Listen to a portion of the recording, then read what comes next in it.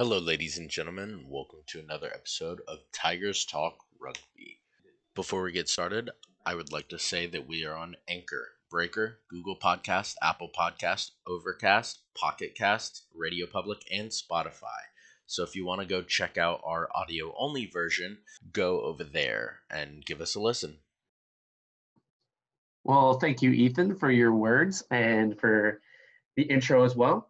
And as you guys can see a little bit, or if you're watching on Facebook and YouTube, right now it's just me and Beckett.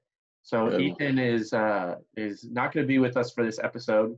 So it's just going to be Beckett and I, and we're going to do a weird one, a weird episode. So a lot of people have heard about the British and Irish Lions, right? It's the best players that from England, Scotland, Wales, and Ireland. Well, Beckett and I have come up with a 39-man anti-Lions squad, which is we're calling it the anti-Lions squad, which is the best players from Argentina, New Zealand, South Africa, and Australia. So the rugby championship sides. And what we're going to do is we're going to try and create a starting 15 from our 39-man squad as if we were going to play the Lions this weekend. Yep. So we've kept in mind with our squad anybody who has been recently named to the New Zealand and Australia squads, as well as anybody who has been injured and is out of play. So you will not see Handré Pollard in our squad.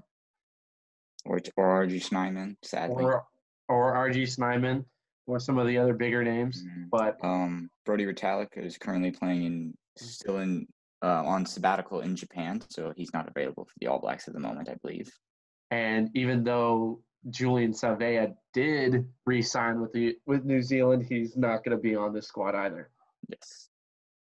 But anyway, like we said, we have a 39-man squad, and we're going to have to figure out a 15-man squad to go face the British and Irish Lions as if we were playing them this very weekend. So, obviously, Beckett, how are we going to start this? So first off, we're going to look at our props and figure out from the 4 props we have on the squad, which 2 should we have starting.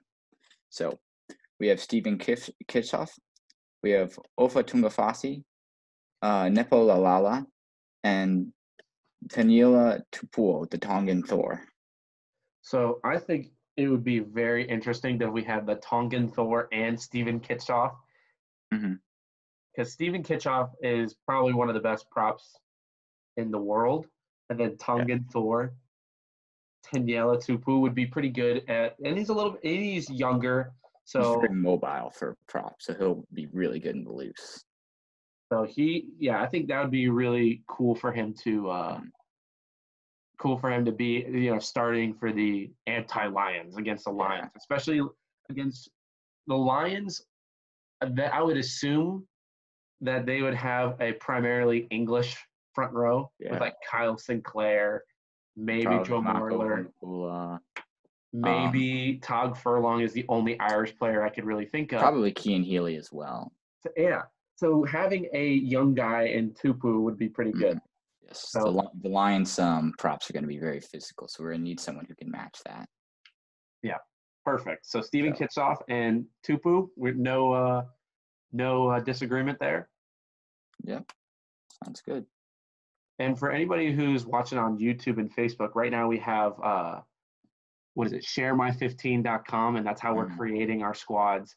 Yeah. So right now this is what we use for or Beckett uses for Instagram, which is pretty cool. Yeah, for all those hypothetical teams we post. So now that we've got the props done, we have to finish out the front row. And we have 3 hookers selected, and it's Dane Coles, Augustine Cravey, and Malcolm Marks. So we've already represented South Africa and Australia. Who should we put in at hooker? I would say Dane Coles. Dane Coles is a good choice. There's a very good argument for Malcolm Marks. Again, he's also a big ball carrying forward. He likes to run it up. But Dane Coles, I think, probably brings a little bit extra flair and a bit of grubbing to the team. Yeah, he will definitely annoy the crap Oh, out yeah. of anybody on England, or not England, Lions, Yeah. especially Maro Itoje. Maro Itoje does the same. He's very grubby too. Mm. So we need to match them grub for grub. Absolutely. So I think Dan Cole's is a good choice, and maybe Mox off the bench. Creevy is also, I think, is also a very solid player, but he is starting to get a little older. Yeah, he's definitely got the experience, I would say. Yeah, he's still a very solid player. Maybe get us some playing time in case there's a second match. Hey, or like if there's any injuries, yeah, for sure. Yes. So, all right. So moving on, now we have the locks, which is there's quite a bit of stocks here to pick from. We have Eben Etzebeth, Lou Diager, Sam Whitelock, Patrick Tuipulotu, and Tomas Lavanini. A lot of big, strong boys who like to, take it to the opposing team. Very good in the lineout too. who would your the two guys that you would put there? It's a little tough to pick from, but overall, I'd have to say Eben Etzebeth and Sam Whitelock. I think they might just be. I think Eben Etzebeth, along with probably Mauro Itoje, might be the best lock in the world at the moment. I don't think Sam Whitelock is far behind those two either. I think Sam Whitelock has just got the experience. So absolutely, yeah. Tuipulotu and Diager and Lavanini are very good options though if they have to come off the bench, because they're going to bring a lot of explosiveness and power and aggression to the team. I think the first person to come off the bench for any of those would probably be Lavanini, just because of like he's got the experience with Argentina, my bad, and he's also just a consistent player. Yes, he so also likes to get a little bit chippy with the other team. Oh, very true. Yeah, I would probably go with. I don't know. I would probably go with Diager. He was in that South Africa, a starter for the South Africa World Cup winning side. So fair enough. So we're saying. I think the safe pick for a starting 15 though would be Eben Etzebeth and Sam Whitelock. Sam Whitelock. I agree. All right. So now we're moving on to our flankers. Okay. I think the flanker position might be the easiest and also the hardest. So from our picks, we have Peter Steph DeToy, World Player of the Year. Sam Kane, captain of the All Blacks. Michael Hooper, captain of the Wallabies. And Pablo Matera, captain of the Pumas, of Las Pumas. A lot of captains here. So, kind of a difficult one.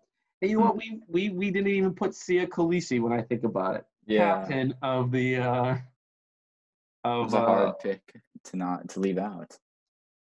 So I don't know. I think at 6, I think it's just easy to put. I think it might be easier to put PSDT. Well, he's South African, so technically he wears 7. So this will be a little bit awkward for him. I think but I think he'd be out of all those guys, I think he's the most versatile out of all of them, and he's definitely the best. Yeah. This also brings in. He's very tall. He also brings in another great line-out option. True. And then at 7, I'd probably put Michael Hooper, because turnover machine. He's experienced as hell. He's an incredible work rate. Yeah, exactly. He's going to be him and PSDT, with the amount of work rate between the two of them. They're literally just going to be back and forth on the field. They'll put up a good fight again. It'll be a real epic challenge between the two of them, and probably Sam Underhill and the Curry brothers. Curry, yeah. Yeah, one of the Currys. Be an epic clash to watch. Yeah, because it would be amazing just to see how many turnovers they get between the two of them. Yeah. Between those sets of outside forwards. Be a lot of big hits too. Oh, very true. A lot of clinical tackles all over the field. Absolutely. And then now going on to 8-man, we've got Dwayne Vermeulen the South African Thor, Yes. who's also been apparently said to be one of the strongest men in all of rugby. Or I know one of Beckett's favorite players, Artie Savea. Yes. Big fan of Artie Savea. So Artie Savea has recently just been playing a lot of 8. He has. So it'd be easy to put we put him at 8 for that reason, but it's hard to deny Dwayne Vermeulen a spot on that squad. Yeah. He is starting to get a little bit older. He's 35 now, but he's still, I mean, he just won a World Cup. He's still world class 8-man. So Yeah. I guess this is where we might want to go into thinking tactically. Mhm. Would we rather have Artie Savea, who's got a lot of skills with him? He's definitely more like an athletic kind of 8-man. Mhm. Can do a little bit of everything, and big tackler and turnover guy. Mhm. Or do we want to put in Dwayne Vermeulen, basically a truck to bulldoze through the entire line squad? I mean, he does also have some turnover skills. He got a few nice turnovers in the final against England last year. That is true. For South Africans, they're just really good at turning over the ball. Yeah, But well, it makes it easy when you knock everybody back 5 meters. also true. So should we go for absolute power and domination, or go for a little bit more skill and finesse? Well, I think we have a lot of power in this lineup, so I think maybe we double down and put some more power in. All right, let's put even more power. Let's absolutely feed. Let's absolutely just.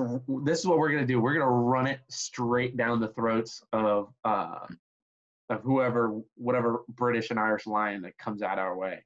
We're gonna aim for. Basically, what we're gonna do is we're just gonna have Dwayne Vermeulen just aim for Johnny Sexton at 10. Yeah. What I'm thinking of is I feel like the British and Irish Lions squad is going to be a lot of English boys, and they're going to try and be really physical. But as we've seen, they couldn't out physical the South Africans.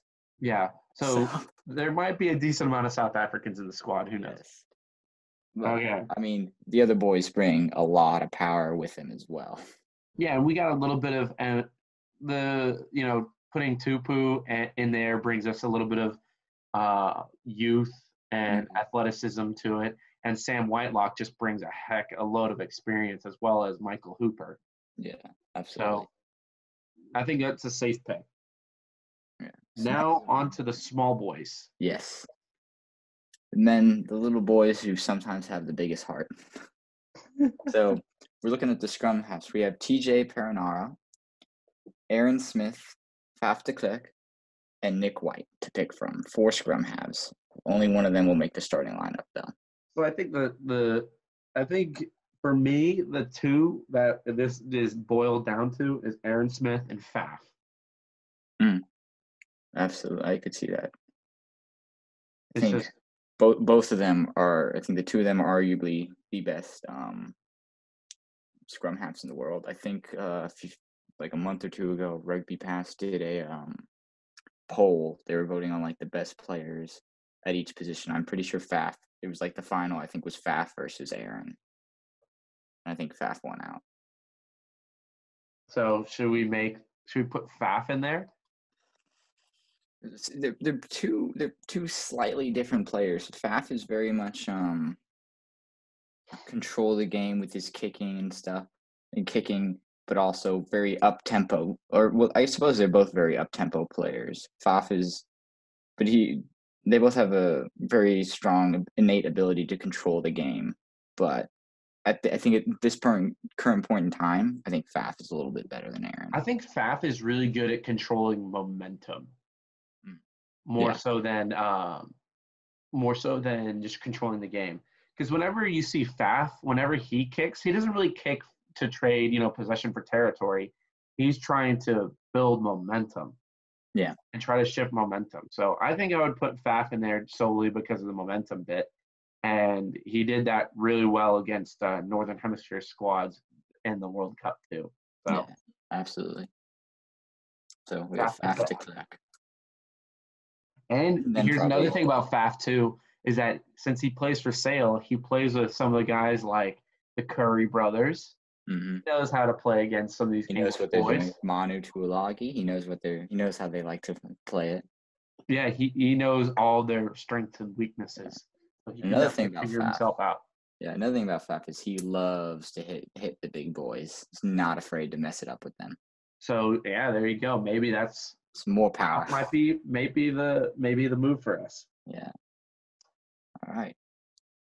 On to the 10 position, the fly halves.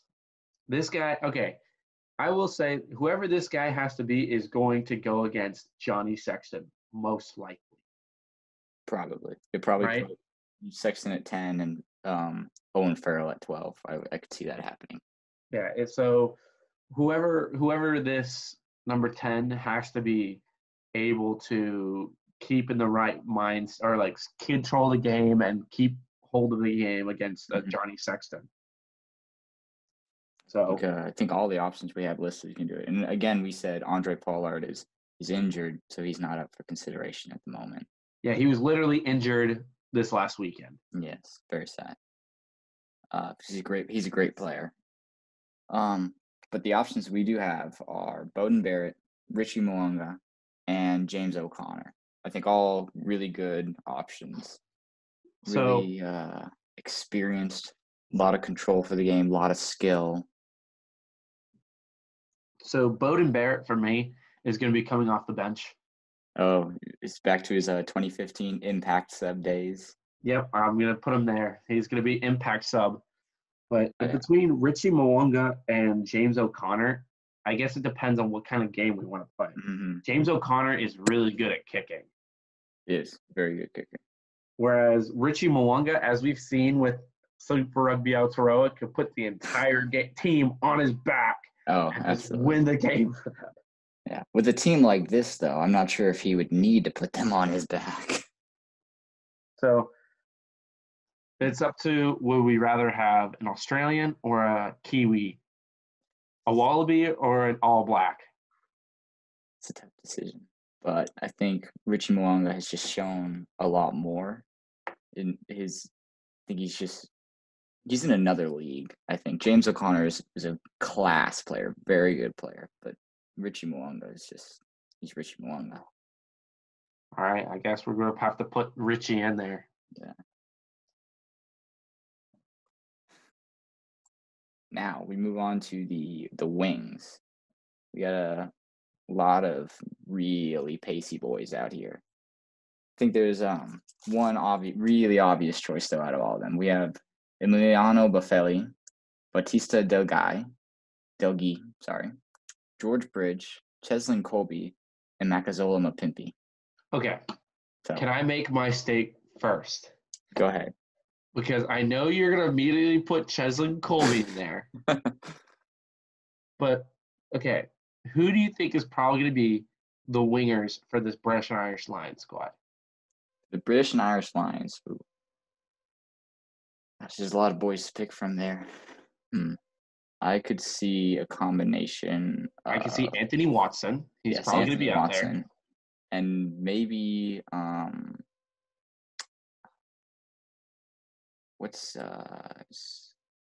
Liam Williams plays 15, doesn't he? But he also plays. Yeah. I could see there's a few boys I could see. I could see George North. Or I could see what's his name for Ireland? The winger. I got you. But anyway, regardless of that, I think we need to put absolute athletes. And we need to play. You don't consider Cheslin Colby an absolute athlete? No, but just listen to me. Listen. We need to have lightning in a bottle out on the wings. So, Emiliano Buffelli. Okay. Okay, maybe. I think either him or Delgi. Okay. On one wing. And then, Cheslin Colby can be on the other one. Yeah. You could just be the other one. Lightning in a bottle. I think that's literally, if you look at that up in the dictionary, it's just a picture of Cheslin Colby. Yeah, so if we want to have two absolute lightning in a bottle wings, I'm thinking either Buffelli. I'm thinking Buffelli and then Colby. Buffelli at 11, and then Colby at 14. I could see that. I like that very much. We put Emiliano Buffelli and Cheslin Colby there. Probably Emiliano at 11 on the blind side, and then Cheslin Colby at the 14. Because Cheslin Colby will probably be then going against who he'd be either going against Anthony Watson, but like we saw him against England in the World Cup. He was, he could probably take apart the entire English defense by himself. Take apart just about any defense by himself. Yeah, here's the thing: is like the British and Irish Lions. Let's just be honest, is gonna be majority English guys, and then with maybe like Johnny Sexton, Stuart Hogg, Alan Wynne-Jones is gonna be in there. Maybe you throw in maybe Tog. Exactly. Yeah. It'll be primarily English guys. Maybe Connor Murray at 9. Yeah. Probably take him over Youngs at the moment. Oh, 100%. I would take him over Youngs every day of the week. Youngs with shocker at the World Cup. So now onto the centers. Yes. So for our centers, we got Marika Corbete. Coriabidi, my bad. Yes. Butchering these names. Jack Good, who, because remember, he doesn't have his he doesn't have his mullet anymore. Yeah, I hope he loses powers with it. If anybody listened to last week's episode, you know exactly what I'm talking about. Jack Good, who. And then we got ALB, Anton Leonard Brown, Reese Hodge, and then Damian Delende. So for me, if I really want to go safe bet, I'm going to put I'll put Reese Hodge at 13 and then Jack Goodhue at 12. Solely because Jack Goodhue, for the North-South game, I think he had the most, or he was up there at least. He had the most tackles and most not line breaks, but like most meters made for the centers. So I think he's pretty good. I agree with Jack Goodhue. Definitely, it definitely needs to be there. Finish your what your explanation is for Reese Hodge though. And then Reese Hodge, I just think that Reese Hodge is more of a finesse kind of player as well as a little bit more athletic kind of guy to put at 13, a little bit more pace behind him compared to some of the other guys. So he'd be very much more of an attacking type player. And I mean, we also need to get a couple of Australian boys in there. We do. My only argument though is I would, instead of Reese Hodge, I would be thinking Corey Abiti, because he also plays for Australia. But you also have to think who's going to be the midfield for the British and Irish Lions. Oh, Manu Tuilagi's going to be there. He's going to be there. We need someone to match that power. Okay, yeah, we should do that. And then also keep this in mind, because Owen Farrell will probably be at 12. So having Corey Abiti and Jack Goodhue right there, hopefully they can just use and abuse Owen Farrell. Yes. I don't think they're going to abuse Tuilagi, but perhaps Owen Farrell. Okay, well then that's fair. Okay, yeah. Marika Coriabidi. I keep on messing up his name. Jeez. Not sure if we could pick anybody that could really ruin Manu Tuilagi's day, except for maybe if we had another Tuilagi. We had another Tuilagi, or if we could pick from Fiji. Yeah, just some Fijian. Just throw in a Lavani Boschia or someone there. Yeah, but unfortunately, we are the anti-Lions squad, not the Asia Pacific squad. Yes. So number 15, at the fullbacks, we've got the choices of Willie LaRue, Jordy Barrett, Dane Haylett-Petty, and Damian McKenzie. So I think we should keep in mind that the guy who's going to be playing at the other 15 is Stuart Hogg. Yes. I can guarantee that's going to be who it is. I very much see that happening. So we need to pick somebody who would match up against him and take him on. I think I know where you're going with this one. Okay, then can you finish my thought then? Well, you want the magician, the wizard, Damian McKenzie, to match up against him. The wizard. He is a wizard. Okay. I'd have to agree with that. All right, Damian McKenzie it is. I know Round out the squad. Ethan will hopefully be listening to this. And he might think that's awesome. He might appreciate that one because he's been talking about Damian McKenzie nonstop for the last couple weeks. I think our one thing though, I think Ethan would be like, well, I don't see enough Crusaders players there. Oh, but we've got Sam Whitelock and Richie Mwanga. He's probably thinking like, oh, where's Will Jordan? Yeah. George Bridge, Reese. Yeah. No, I think I like the squad we have. If anything, we've got too many New Zealanders. No, Crusaders. Look at that. We got Richie, Jack.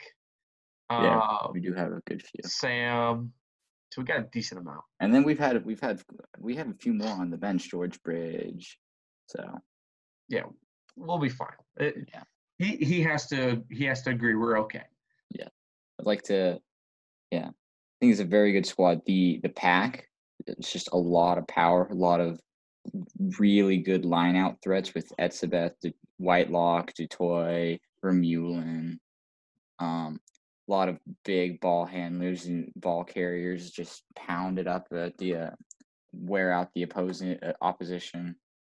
And then a lot of pace and skill and a little bit of power and some power in that back line. So I think the biggest question now is who's the captain? Yes, the captain. There's all right. I got a name in my mind. You got a name in your mind, I'm pretty sure. On the count of 3, we're both gonna say it. All right. Ready? 3, 2, 1. Sam Whitelock. Michael Hooper. What? Michael Hooper's the only captain we have on this team. You're right. You know what? You're right. That's fine. Michael Hooper, number 7, captain of the Anti-Lions. And I think he would be a really good person to have as captain, as or like the face of the Anti-Lions. Yes. Oh, very much so. All right. I like this team. I like that. So we have, let me see. We have 1, 2, 3, 4, 5. We have 6. So we have 6 South Africans. 1, 2, 3, 4, 5 New Zealanders, and then 1, 2, 3 Australians, and 1 Argentinian. That's fine. Yeah. But again, we have a decent amount of other guys on the bench too. So absolutely. All right. Well, that wraps up today's episode and today's interesting adventure. Hopefully this weekend our Anti-Lions will absolutely crush the Lions. Yeah. So, and guys, everybody listening to this podcast, please let us know about our picks. Who would you pick? We would like to know who else did we miss out on. And can you guys figure out a name that's better than the Anti-Lions? And let us know who you think would win between the Anti-Lions and the B&I Lions. So I think it'd be a really good matchup, though. Oh, it'd definitely be a close one. But I hope ours will absolutely destroy. Absolutely. But hopefully this is something they consider in the future. Maybe they do. But on that note, guys, thank you for watching, and go watch some rugby.